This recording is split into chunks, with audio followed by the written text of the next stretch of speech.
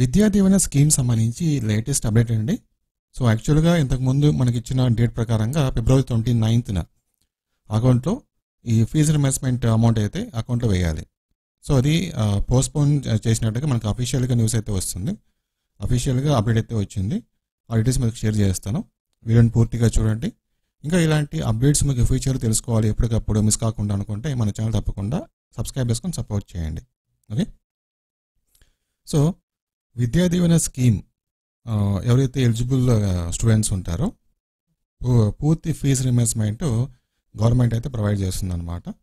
So వీళ్ళకి ఏంటంటే ఈ మంత్ 29న ఫిబ్రవరి 29న అకౌంట్లో డబ్బులు వేస్తామని చెప్పేసి ఇంతకు ముందు ఒక డేట్ అయితే ఫిక్స్ చేశారు. సో ఆ డేట్ ఇప్పుడు పోస్ట్పోన్ చేశారనమాట. ఫిబ్రవరి 29th కాకుండా మార్చ్ 1న, సో ఒక్కరోజు పోస్ట్పోన్ చేశారు. మార్చ్ 1న మన ఏపీ సీఎం గారు స్టూడెంట్స్ వాళ్ళ మదర్స్ అకౌంట్లో డబ్బులు అయితే జమ చేయబోతున్నారు. ఓకేనా, సో ఇది లేటెస్ట్ అప్డేటు. ఇంకా దీని గురించి ఏమన్నా ఫ్యూచర్లో అప్డేట్స్ ఏమైనా వస్తే కనుక ఇమీడియట్గా మన ఛానల్లో వీడియో ఉంటుంది. సో రెగ్యులర్గా ఫాలో అవుతూ ఉండండి.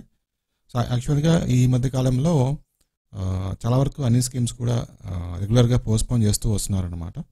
సో మార్చి 1st మనకు రిలీజ్ చేస్తారా లేకపోతే మళ్ళీ పోస్ట్పోన్ చేస్తారా అనేది చూడాలి. ఓకే, సో ఇది అప్డేట్. Thank you.